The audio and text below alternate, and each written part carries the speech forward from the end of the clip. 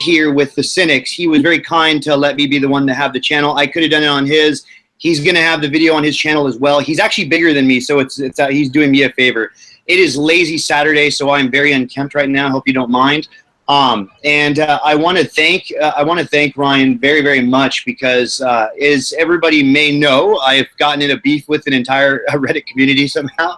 Well, I'll tell you how. But and I've had Ryan here on the defense, and I really appreciate that. It was really cool. I've never been in this situation before. I've never been called a Nazi before. Basically, just real quick, long story short, the one thing that I regret is that I wanted to do a video on just kind of give my general views on race before I even made the Jared Taylor video. I don't regret the Jared Taylor video. He was very kind to have me on. He's the first person to make me even racially conscious and proud of myself in general, period. And I don't regret that. I don't agree with him. I don't think it's necessary to go as far as he does. It's unnecessary to say what he says about blacks. I don't agree with a lot of those things. I'm kind of more in the Ramsey Paul kind of category, which the hardcore alt-right would probably call me a cuck for that, and that's fine. Just don't call me what I'm not. But anyways, long story short, this dude named your Asian Tiger, he goes on my I was in the middle of work, and he goes on and I see this, he starts calling me Nazis, like, I'm going to expose you, I'm going to put you on the Reddit forum, and I was like, what the hell, what is this crap? And then I go on his video, and I see him do this thing where he's talking about self-hatred Asian women, and he's making the exact same arguments. And so I say to him, I'm like, dude, I call him an Asian Nazi, and this is what he says. He's like, you don't know who you're messing with. You're in deep waters here. I'm the most influential HAPA, which I guess means half Asian or something. I'm the most influential on the planet. You are not going to win. And I'm like, fuck you then, dude. I'm going to make a video. I'm not going to tell you. That's ridiculous. I know I'm right in this situation, so I'm not going to back down. And I made the video, and it's been stirring, but it died off, and so I'm not going to make anything. And then he started it up again, so then I made another video, and you brought that awareness to me, and I really appreciate it. With that being said, I'm sorry for taking up all the initial first few minutes. I want to thank you and give the floor to you. Why don't you introduce yourself, Cynics, and just go over kind of your channel. Again, you're a bigger fish than me. He's got far more subscribers than I have, so he's extremely generous with his time. So go ahead, Ryan. Well, Jesus Christ, King, you're really good at just talking. I saw your interview with young Pharaoh, and you did an excellent job there. But my channel just originally it was just a BS channel, and somehow it's kind of turned into trying to go after race pimps, just individuals, white, black, I don't care what color you are, just talking dumb crap. I don't know about language on your channel here. Oh, okay, they talk about dumb shit because I cuss a lot. That's fine. They just make up dumb shit, so I take their video, break it down, and just say where they're wrong. And the best part about that is the fans of theirs that will come to my comment section like they did to you, and will just call you names and just not really address the subject at hand, not actually say, well, you said he was wrong about this, but really he's not because of this reason. Yeah, that's not what they do. They just they call me a racist. They call me a coon because they don't know what fucking color I am. So they just go off in every direction. Yeah. Right on, man. So give me your what's your well, I can tell. Do you wish to remain anonymous on your? You kind of wish to remain a mystery of your race? Oh, I'm white. Oh, okay. That's what I figured. By the way, I figured. Yeah. I used to have videos of me like on camera. Oh, okay. And this way is easier for me. And I actually had a guy that came after me who tried to dox me. So he put all that shit out too. Yeah. But no, I could care less. Awesome. Man. I'm a white guy who grew up around all black people. Oh, okay. I grew up in the hood. And the reason why I actually started kind of going in this direction, and now that you brought that up, because I was over at a buddy's house. One of his friends comes over, and he tells me the origin of the word of picnic is to pick a nigga. Like on Sundays, they'd go out and just find a black person and hang them just for fun. I said, what? No. That's a French word made way before America was even, pick. Sorry about the noise. Pick as in, take, and nick as in knickknacks, little things. And the guy just looked at me like he had no idea that. I'm like, dude, there's Google. Why don't you look this shit up? Yeah. So he told me who told him this. I went and looked at his videos, And holy shit, all the misinformation that was going on and everybody that was just believing it instead of taking 5 goddamn seconds and looking it up on Google. Mm-hmm. I'm not even sure where I was going with that. No worries. But I wanted to get that story out. It happens to me all the time. Like I was in the middle of the Jared Taylor interview, and then all of a sudden I was like, crap, because again, this guy, Jared Taylor, agrees to go on my show. I have this no-name show, and it was crazy. So, but in the middle of it, I'll lose my train of thought. I talk so fast. My mind works faster than my mouth, and my mouth works pretty damn fast. So I get jumbled up with my words a lot, and I lose my train of thought a lot. Let me ask you, if you don't mind, sure. Why did you take that video down and keep it? I mean, that's a big name for you to have on your channel. I'm going to put it back up. I wanted to have number one, I wanted the beef to settle down, and it was I wanted to have the kind of disclosed. I should have made the video that I made, well, because I wanted to have it without the response to Your Asian Tiger. I wanted just to have that video anyways, and I kept planning on doing that. Because again, I show my face. I am very public. This is my real name. I don't try to hide anything because I'm not like, my views are not extreme enough where look, if you have extreme views like Jared Taylor, that's not my problem. The only time I have a problem is if you actually start like wanting to hurt other races, or you want like that. I'm just not cool with that. But at the same time, I don't care. People have their own opinions. But if I was to have very, very extreme views, well, you understand that's the death of your career. I don't actually have extreme views. My views, I'm not scared to be very, very public about them. And I almost lost my train of thought of where I was going with that. Oh, okay. So, so what I wanted to do was I've always planned, but I'm lazy. I'm a lazy fucker. I started off with the intention of, because I write really well. I don't speak very well, but I like ranting. And so I write really, I try. If I really sit down my thoughts, and I can actually make really good scripts. And I wanted to make a video where I'm just going to be fully disclosed about what my views on race are, then have the Jared Taylor video. So I'm still going to do it. I kind of wanted the, but then I got in this little beef, and I'm not going to back down from it. If you call me out, I'm going to do the best I can to fight it. And so I wanted that video out first. I wanted to have a video out where it's got enough views as, okay, this is my views on race. Now here's the Jared Taylor video. So I'm going to give it probably five more days, and I'll put it back up. Just so you know, that dude you're having beef with is a little crazy. I started to notice that. I went and looked at some of his videos, and yeah, his dad issues, and I really don't understand how it's okay for an Asian to date a white, but if a white guy dates an Asian, the white guy's beta and the Asian is a self-hater. Exactly. That was 100% my theory, and that's what I said in the last. I made 2 versions of the video, and I don't know which one to have. And then because yesterday the one I released yesterday, I was like, I like that one better. And then this morning I'm like, damn, I kind of like the. I wish I could find. There's points that I missed in each one because again, I don't plan these. I just rant, and and I just speak from the cut. I just shoot from the hip. And so I'm like, dang it, there's a couple points I wanted to bring in. So I wish I could have mixed the videos. But anyways, long story short, what was so funny is I would go through that whole forum and I was reading a lot of this, and I'm like. Number one, it's the same thing. The reason why I say okay, so it depends on how you define a white privilege. So I guess Jared Taylor had a point. I guess if they're not going to assume you're going to shoplift, if that's what white privilege is, okay. But really, I believe exactly. I didn't get to see the interview. I got followed around as a kid in the stores all the goddamn time.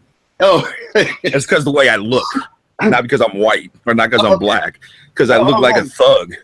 Oh, okay. Well, yeah. When I was actually a little kid, I was a little Mexican gang. I joined a Mexican gang. I had identity crisis. God damn, man. I joined a Mexican gang, and I was a little. And that's actually what I said in the video in the debate, that I used to be kind of racist towards blacks, but it wasn't because of whiteness. It was because I thought I was Mexican, and they all hated blacks, and they were beefing with the black gang or whatever. But it was stupid. I was like a really, real young kid, like probably 14 to about 17. How old are you now?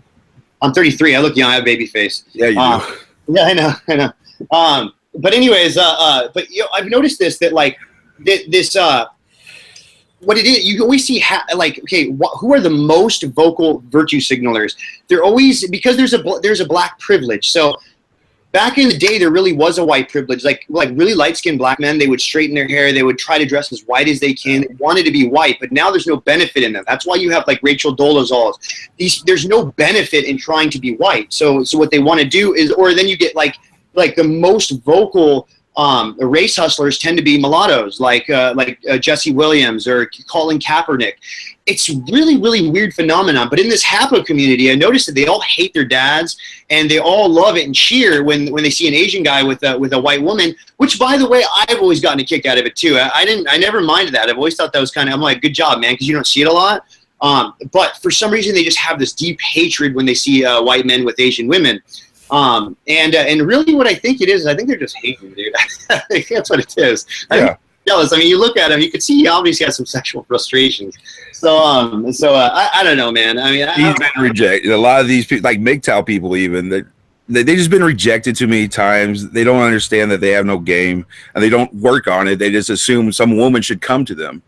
It's the oh my God, you hit the nail on the head. It's the exact same problem with a lot of the race pimps. It's that, like, well, I'm not having a successful life, so I need to find an enemy. And by the way, one thing that I'm blessed, I don't have the most talent. I'm not the best looking guy. I have, like, trust me, but one thing is that I'm the type of person, when I have a problem, I'm like, I don't like to settle. I'm not a victim. And so I used to teach pickup because I was really into it. Before the book The Game was way in the early 2000s, I remember I stumbled upon this guy named David D'Angelo, and then I stumbled upon Mystery. This is way, way back. And because I used to hate women because I kept getting my heart broken all the time. I'd find a girl who would like me, I'd like her back, and then I'd get obsessive because I had mommy issues because my mom kind of abandoned us for drugs. And again, my dad married all over the place. Then I moved in with my best friend, and his parents kind of adopted me. That was my Vietnamese family when I was real, real young. Anyways, long story short is that I found out there was this key that basically men are very, very lucky. Men they can trigger women's emotions and they can get laid. While men are very visual. Women are screwed. No matter how you look, if you don't look appealing to a man, there's nothing you can do. You're out of luck. So I started getting very, very successful with women, and it was like Pandora's box for me.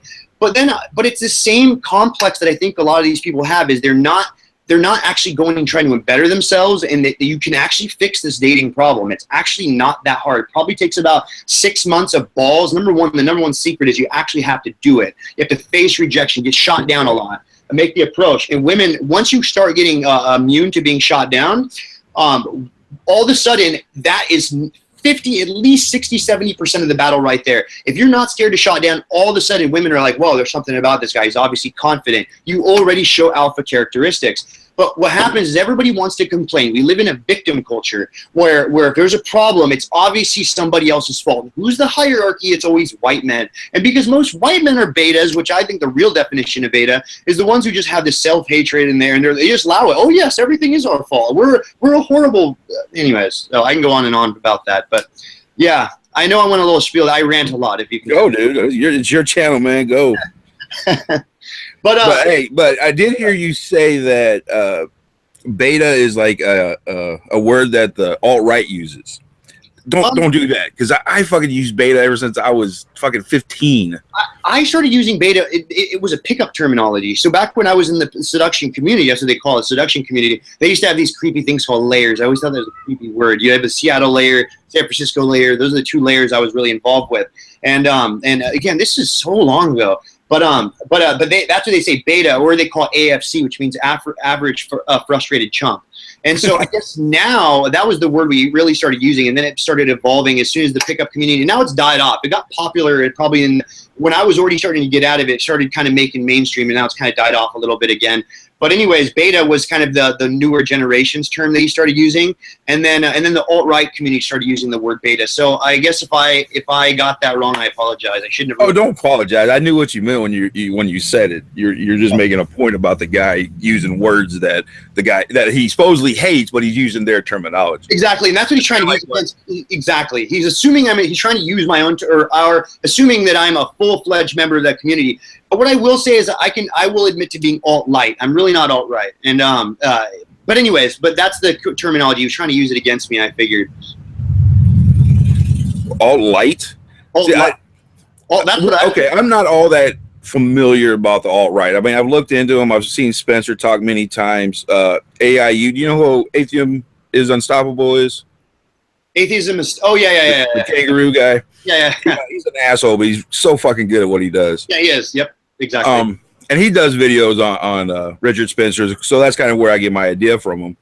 But are these people do they want like South Dakota just to be for white people, or do they want the whole country?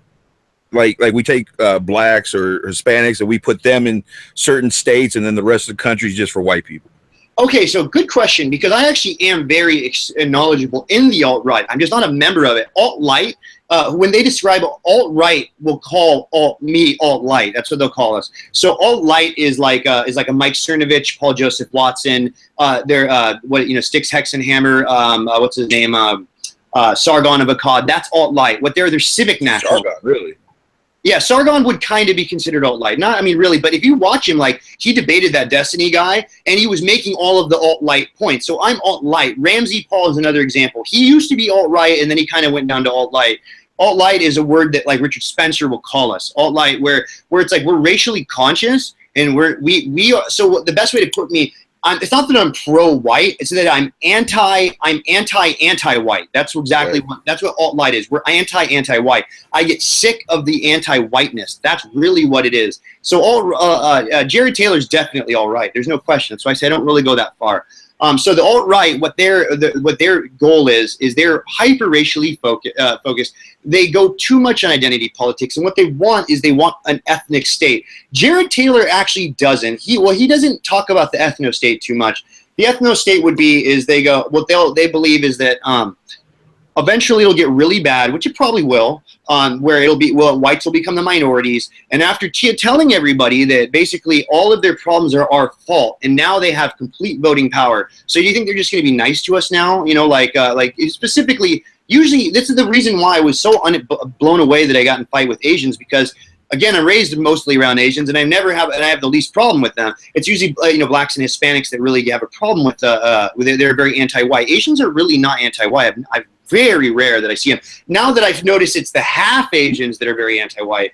But anyways, because again, it's that weird complex they have that it seems a lot of them have. Anyways, so what they think is going to happen is that it's going to get real bad, that all whites are going to get beat up on, and that America's going to be screwed, and then they're going to want to make their own country that'll become what Richard Spencer calls a safe space for white people, where it'll be all white people, whether they're Slavic, they're Germanic, Romantic, whatever it is, all the different types of white people. And they will have a homeland that is just for them, and it'll be an ethno state. And then not only that, if you really listen to Richard Spencer, where he really turned me off, and where I kind of realized that actually he might be kind of national socialist, is he even says he doesn't agree with individualism. He doesn't agree with democratic republic. He doesn't believe in any of that. He says he believes in an elitism, and he believes in. So when I heard him actually make his case, I'm like, okay, this is National Socialism is basically what you're saying. I mean, it's kind of, and I'm not even saying this to slam him. I'm just saying this is an intellectual observation. He's kind of painting a picture for National Socialism, which socialism in itself is against.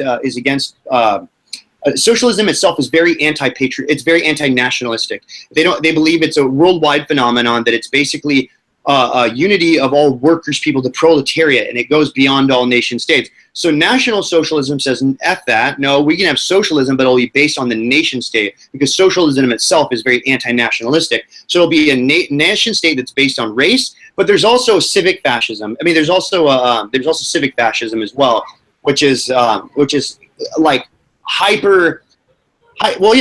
Civic fascism is hyper civic nationalism. So I'm a civic nationalist. I guarantee you're probably a civic nationalist yourself. If that's alt-right. Alt-right is civic nationalist, where alt-right would be ethno-nationalist. And it's a complete complex web. But if you really break down Richard Spencer's beliefs, it's pretty National Socialist. And I'm not. I'm actually ultimately.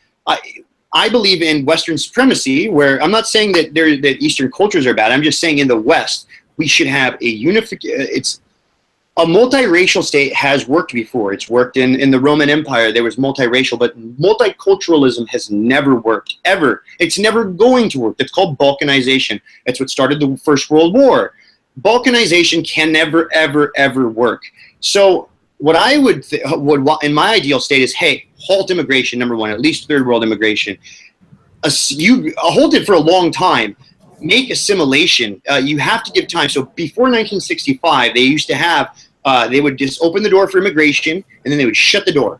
And then they would assimilate, and then it would get to a certain point, and then we need some economic migrants, blah blah. Or I mean, so we needed cheap labor, whatever it is. Open the door, and they were very careful with who they let in. They let in people who were exactly for our values, no welfare, and then they would shut the door, give them time to assimilate. And then all of a sudden, 1965, they just blew the gates open, and then there was no assimilation. And then it got worse. And they started saying, "Oh, by the way, keep your culture, celebrate your culture. There is no American culture here." Basically, this is just an open free-for-all, and that basically human beings are water, and you have two cups. You can just put it in one cup and put the water in the other cup. It doesn't fucking work. It's stupid.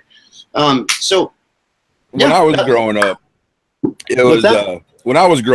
it was you're American. Exactly. You're not white. You're not, but you're an American. And I took Taekwondo, and we had Master Shin was from Korea. Mm-hmm. So he had so we knew about what they did in Korea. We knew about some of their culture, but he was American. He put American first. Exactly. 100%. Exactly. That's not how it is now. No, it's not. And really, Asians assimilate very, very well. Now you have Chinatown. Whenever you get parallel societies, if you get too much of one single group at the exact same time, they will make parallel societies. But the reason Asians immigrate, number one, they have a very high IQ population. Number two, they come in here for economic reasons. They don't except for like Vietnamese, for example, they escaped the war. Even though my family's Vietnamese, but a lot of you had a lot of third world like kind of enclaves because again they were escaping the war. But most Asians like Koreans, Japanese, they came here for economic freedom. They came here for the values, and they became Americanized. And yeah, they have their own they have a street that's they still have Italian streets, they still have Polish streets in like Cleveland and stuff. They still have, this is fine, but they're American. They came here for the right reasons, and they bring value to the country. They don't cause any crime. They bring jobs. They are a lot of times they're pro Second Amendment because they want to protect their businesses during the LA riots. They'd be on top of their buildings and they would have assault rifles. They were American as American it can be. But then what you have is when you have third world immigration, what you do is you get people who are coming here for the economics. I mean, they're coming here for the wrong reasons. They want a better life. If I was across the southern border, if I was in the Middle East, I would want to come here. Heck, you don't get told to assimilate. You don't get told you have to lose your country. If you don't make it, you can just get on welfare. Your kids don't feel a part of anything, so they join gangs, and it just becomes this fucking huge problem, and we don't want that. Why is it always for the benefit of the others? That's one thing I love about Donald Trump is that he said, why we need to benefit the Americans that are here first, regardless of race. What is the benefit to them for immigration? Immigration should always be at the consent of the governed. Stupid. Anyways, I rant a lot. I'm sorry. I keep going on these. Yeah, you said about 5 things. I don't want to interrupt you because you're flowing so well, but no, please. I forget what I was going to ask you. Please. So I kind of got to go on to my own little topic. Yeah, please do. Please. I've had the floor for too long. It's your turn. No. You're fine, dude. You're fine. We're just talking. We're just bullshitting here. What I don't understand is a lot of these. You say third world countries. I'm guessing you're talking about like immigrants from like Middle Eastern countries. Middle Eastern countries, okay. So, for example, Mexico. Why it's so bad is because it's really okay. At American Renaissance, there's a very interesting speech by a Mexican nationalist. He was the Mexican equivalent to Jared Taylor, and they were friendly. And he explained how corrupt the system is in Mexico. So the Mexican politicians. It's awesome. They don't have to pay any welfare. They don't have to fix any of their side. They just dump all of their problems into America. So they don't have to pay for any welfare programs or anything. So they send them to America. America pays for them. Then what they do is they take the money they earn and they send it back to Mexico. 1/3 of Mexico's of their GDP is money bleeding from America into Mexico, and we're paying. So we subsidize their living expenses through welfare. They just have to have a kid, and then all of their all the fruit they've benefited from in the economy, they send it over. So they drain us, and then they send the money to Mexico, and they keep the system going on, and it's messed up. If we actually stopped the border, it would force Mexico to take care of their own problems. Now, it's not to say that there's any problem with Mexicans coming over here, but we want the best. We want the ones that want to come here and work, who don't want to be on welfare, which again, no matter how sensitive it is to anybody, My best friend and my godbrother, who's Vietnamese, he's far more blunt and conservative than I am. He worked at DSHS, which is the welfare the welfare department, and he said in Washington State, not California, Washington, Seattle, way up north, he said over 50% of all of his welfare recipients were illegal Mexicans, because they go, well, Mexicans can't, if they're illegal, they don't get welfare. That's BS. They just have to have a kid, and if they have a kid, they don't have to prove income, and so they give them the benefit of the doubt. They just have to say, I make 1 penny. They don't question, well, if you make 1 penny, well, how are you living? It doesn't matter. You can't question them. They don't have a social security. There's no way to prove it. So they get maximum food stamps, maximum housing. They'll get cash, and they'll get medical just for having a kid. It's so fucked up, man. And there's no doubt. Once they have the kid, it's hard to get rid of them. Exactly. Well, you can't. You really can't. And even if they do, they just all the kid has to do is just grow up to a certain age. He comes over here, and then that's called chain migration. He can apply for, now he gets full, because he can't be treated any different than us just because of his color of his skin. So he's a full-blown American, no matter how Mexican he is. Even if he was raised all in Mexico, if he was deported, he gets to come back, and then he can apply for his entire family to be here. And then now they get legal status, and now they all can get welfare too as well.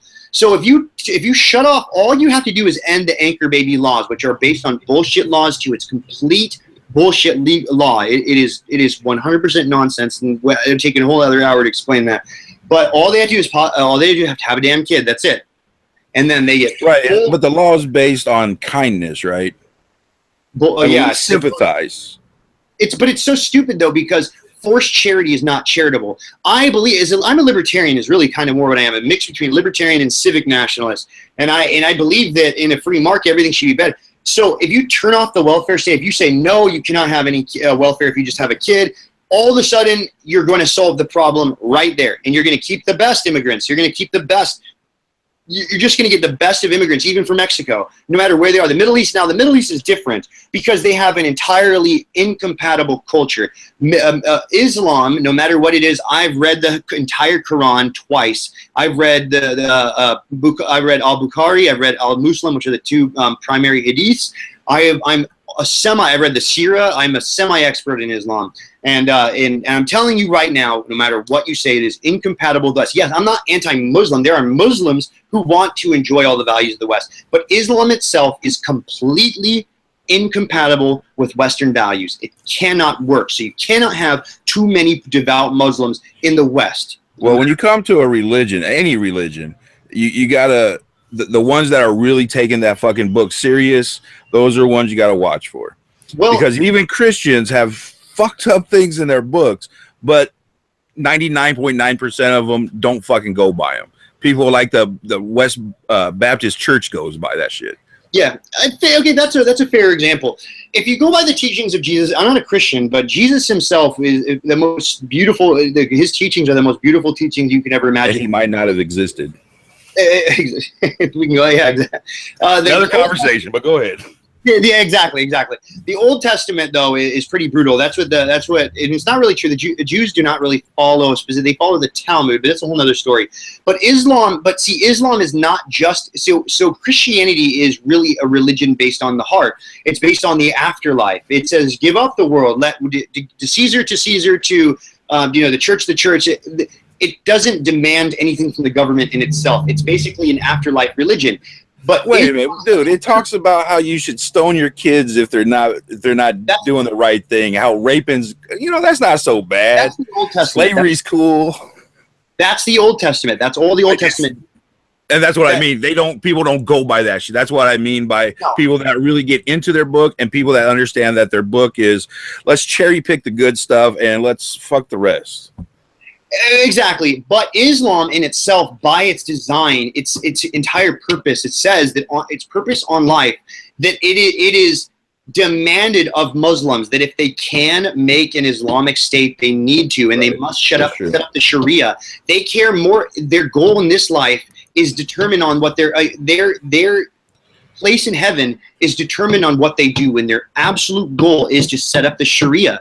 That is their goal. Their goal is to set it. It is incumbent upon any Muslim that if they have the power and they have the numbers, that they must set up whatever state they're in must be an Islamic state based on the Sharia. That is their purpose. And then, so the Old Testament is for Jews, But Jews themselves are not a proselytizing religion. They don't demand, they keep to themselves. That's why they don't try to act religion. It's more of a race. It's a racial religion.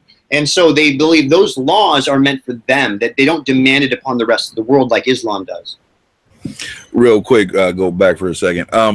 You know, when Muslims talk about how they're peaceful, and they want peace on earth and everything, what they mean by that is once everybody becomes a Muslim, there will be peace on earth. Exactly. That's 100% true. That's accurate. I don't think people understand that part of the idea. The other part, or the quote that they always use, which is okay, so there's two things here. Islam believes in a thing called the law of abrogation. So whatever, okay, because even the Quran and the Hadith, the Quran even accepts that so Muhammad, basically what the Quran is Muhammad go into a trance, and he would say, all of a sudden he starts speaking for God, and he would do it at different times, and they'd write Crazy these shit down. And so anything that contradicted anything, there'd be contradictions in the Quran. So whatever came later superseded the one that went before. So if two verses are contradiction, whatever the later verse, that is the one you go by. So in the Meccan verses, he'll say, to you your religion, to me my religion. But then in the later verses, he says that's absolute bullshit. But the other thing the number one quote verse they always quote that says, God said that he who ever kills a single innocent person, it's like they kill all of mankind. That's the verse they use. But what they don't quote is the rest of the verse. The rest of the verse says, to the children of Israel. And where they're getting these verses, it actually comes from the Talmud. It's an old Jewish verse in the Talmud. And so it's ridiculous. The Quran is not quoting a Quran. This is not God saying. He's quoting a Talmudic Jewish verse, and he's saying to the children of Israel. He wasn't talking about Muslims. So you take away that verse, and now there is not a single verse in the Quran that protects innocent lives. Not a single verse that says you cannot kill innocent people. Not one. Yeah. And peace on earth will only come when Islam dominates. Yes. Yeah, and I'm not good with religion, so I'm going to have to go. No worries. But I was just watching, and the way you say that, how they'll tell you this verse, but they won't tell you this verse. And before I got on with you, I ran into a what are they called? Black Hebrew Israelites. Oh, those guys I challenge them to debate all the time, and they won't take it. Oh no! They would never do that. But these were from over in England, which is hard to understand them sometimes. But they took a verse saying some guy, King David or somebody, and he's, I am black. He's like, see, he's black. Well, no, the verse before that, they're actually talking about a woman who was in the field, and she comes in and she says, I am black. Don't look upon me because I guess black skin is a bad thing. Yeah. You little dirty fucks. Why aren't you telling the whole goddamn story? The best one for this is the best debunking for the black, because they've been doing this for so long that actually they're pretty good. Some of them are pretty good. If I would debate them, I actually wouldn't debate them on Bible verses because they've been doing this for so long. They're really good. I just debate them on just common sense and logic. But there's a guy named Rabbi Asher Meza. He's actually really interesting. He's a Jewish guy. I believe he's Spanish blood. But he has a whole series debunking each and every verse that the Black Hebrew Israelites use to back up what they say. And he uses scholarly. He uses Hebrew because he's actually a Jew and he speaks completely, fluent Hebrew. And he just makes him look retarded. So, anyways, look at his Rabbi Asher Meza, Ashermeza, and look him up. And just look up Black Hebrew Israelites Rabbi Asher Meza, and he'll just destroy every one of their verses. It's really cool. Well, I went to church until I was 16.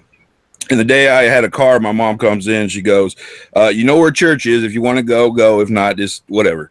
And so I never went back. Because when I was like 8 years old, I started to look around and realize that these people thought like talking donkeys was real and people turned into salt was real. And it confused the hell out of me. And then I'm like, oh, they're lying to me. But even with that small amount of knowledge, and I'm an idiot. Although I'm smarter than most people I meet, I still am an idiot. And I could take one of their videos and easily destroy it. And I don't understand why other people cannot do this. Is it because they just want to believe? Because I understand why some like black people that have really bad lives. Oh man, I get to have white slaves when I die. Oh, that sounds fucking great. Exactly. It's 100% emotional religion. It's based on, because again, like I support. I think black people should take pride in themselves. They should have. That's why like I was kind of interested in a lot of black nationalist movements, because I want to see them succeed. I want to like one. That's why I said in one of my videos responding to Asian Tiger, your Asian Tiger, and all that kind of stuff. I said, you know, there's no difference between a black guy, even if he doesn't agree with Louis Farrakhan, having Louis Farrakhan on. There's nothing that Louis Farrakhan hasn't said that's any worse than Jared Taylor has said. But Louis Farrakhan, at least one thing I really respect about him is that he tells black people, you know, stop committing crime, you know, like build businesses, support each other's businesses, make, you know, have independence. That's beautiful. Good. Do that. You know, uplift yourselves. You know, that's fan-fucking-tastic. I have no problem with that. Right. But the rest of that, his point is don't interact with white people at all. Segregate yourself. Don't do business with them. And all that does is in 100 years is going to create fucking so much animosity between two groups that the war is going to start again. Yeah, I guess that's true. I believe in the right of free. Jeez, I'm still dealing with this damn flu ahead. Because you talk too much. I believe, yeah, right. And I believe people just have the right to do what the hell they want to do. If they want to live in an entirely black enclave, they can. If white people want to live with only white people, that's fine. If they want to free mix, I'm a libertarian. I'm an individualist. I will treat people the way that I want to be treated. And if you treat me like shit and you sit there and call me racist, then fuck you, and I'm going to do the same thing back to you. Or at least I'm going to call you out on your hypocrisy. Yeah, you have more of that attitude when you talk to people, by the way. You're way too passive aggressive. When you were dealing with a young Pharaoh and he was saying this retarded shit. Yeah, like the sunlight is condensed melanin or something. Yeah. What? Well, where did you get your education from? Prison. That's where you got his fucking education from.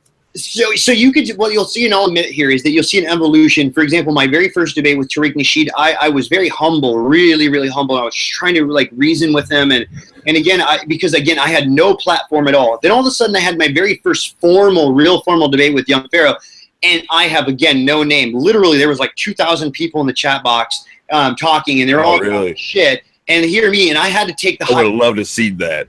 Oh, they get so goddamn racist and evil on those things. Oh, I find it hilarious. There's nothing even compared of the like. So there's a white lady, and I really like this. I've talked to her on live stream a little bit. This lady named Joe Mama, and she's this commenter. She's a subscriber of mine, and she always comments, and she's a fan of these people, right? And she like, well, she'll sit there and go, I love how they talk about the black mother because she was raised in a black neighborhood or something. They're saying that you know white people are cave beasts and they're subhuman and literally they're a scourge on the earth.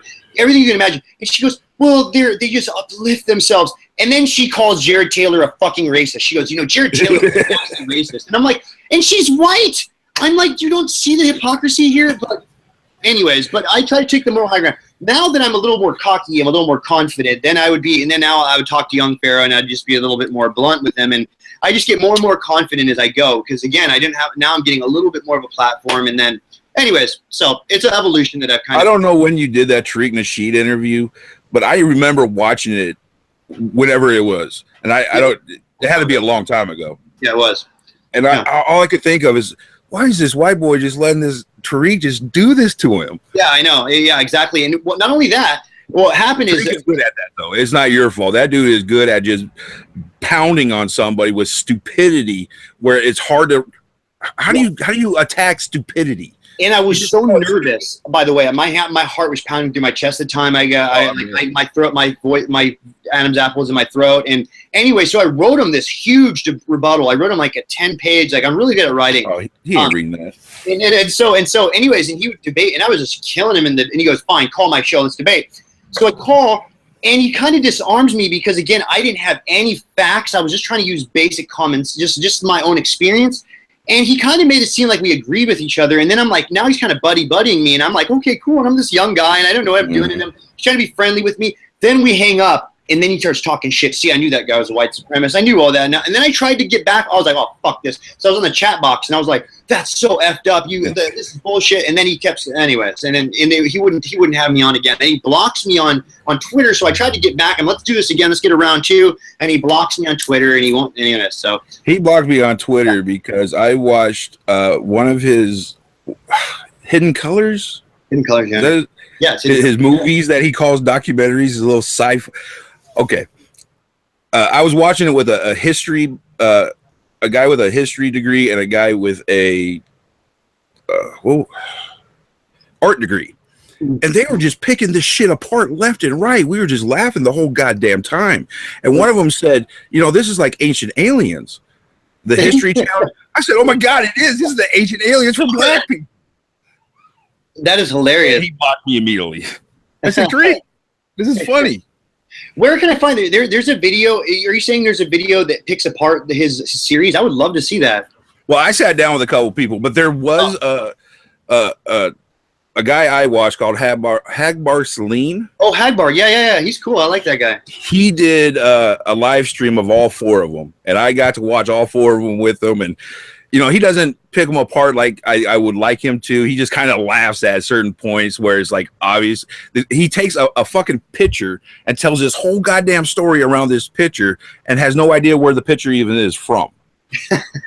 Hagbar would just kind of laugh at him like that. Yeah. And after they were all done, I don't know if Hagbar sent it to him or one of his fans sent it to him, and Tariq had it fucking taken down quick. Yeah, that's funny. That's hilarious. Oh, he had him take it down. He didn't want Hagbar sitting there making fun of him like that. Oh, I would love to have a round 2 with him. No, it's so much. I would love that. I would love to have a round 2 because again, I wasn't educated at the time. When I got the debate, what happened is I heard Tommy Sotomayor debate with Young Pharaoh, and I'm listening. And again, I just started getting into understanding racial politics when I was talking to Tariq Nasheed.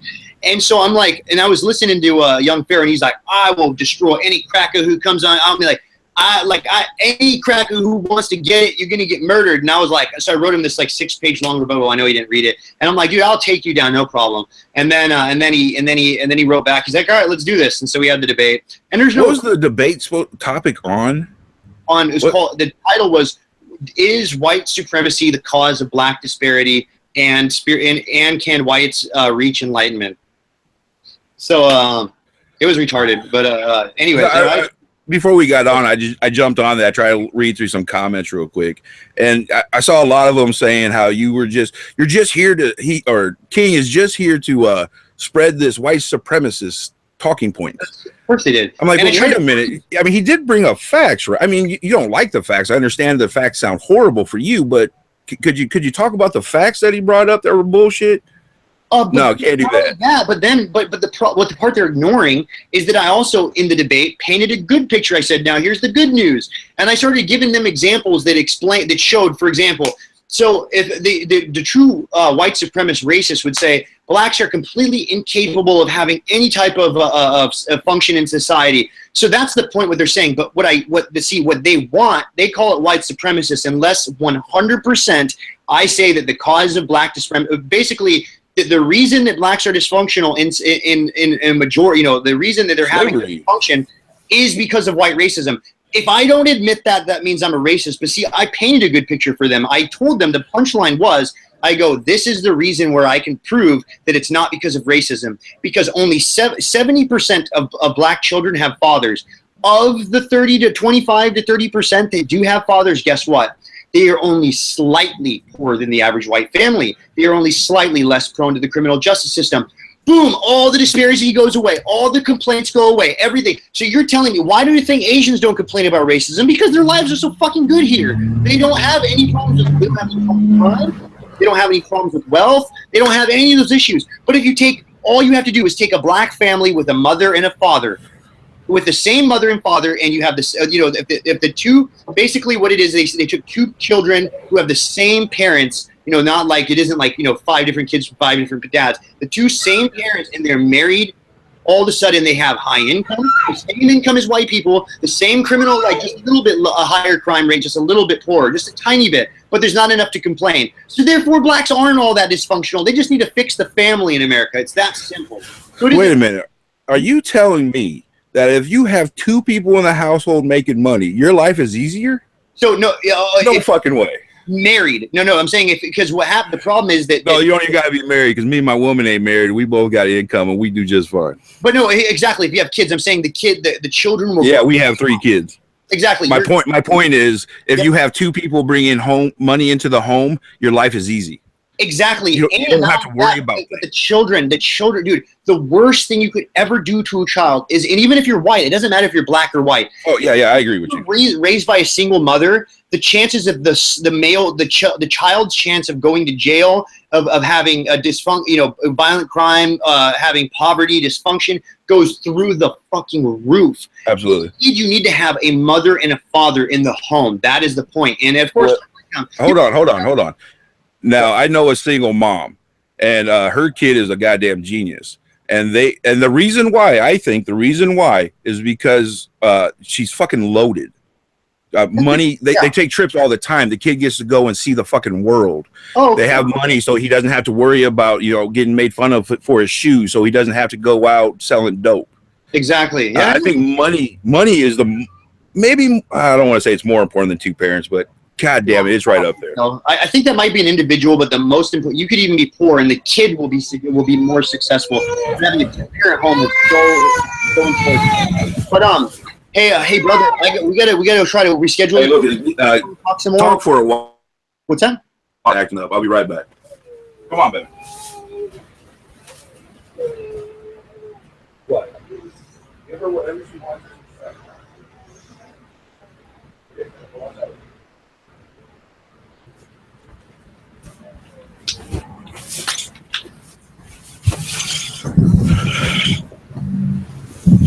All right, buddy. I'm sorry. Oh no, I got to get going here, anyways. But I just wanted to give you a few more. If you had any points you wanted to bring up, I just got to wrap this up here in a sec. I got to take a shower. I got to get my kids to lessons and stuff like that. Kids, man, they fuck up your life, right? All right, I know. It makes your life so much better before I had kids. I was able to do whatever the fuck I wanted. It was a lot funner. Let's put it that way. It was not as fulfilling. It doesn't give me kind of this. One thing that having kids did is it really made me a man, and it really taught me how to not be selfish. But overall, it was a lot more funner without kids. I'll put it that way. Yeah. I enjoy my kids immensely, but boy, it's fun to get away from them. It is, absolutely. I couldn't agree more. I don't get a lot of chances to get away from my kids. My kids are my shadow. I can't even remember the last time my wife and I had a date out. It's tough. Well, yeah, my life is pretty much revolved around my kids. I was going to ask. That white privilege at? All right. I know. Shouldn't a babysitter just appear for me? All right, buddy. Yeah. I appreciate the interview, conversation, whatever the fuck you want to call this. Yeah, it was great, man. I really did too. It was great talking to you. And again, I appreciated the help you kind of gave me and backed me up on some of those old beefs I was having. It's been great. Let's chat again sometime. Hello? Hello? I lose you? I think you lost you, buddy. Anyways, it's all good. No worries. You take care. Godspeed, my friend.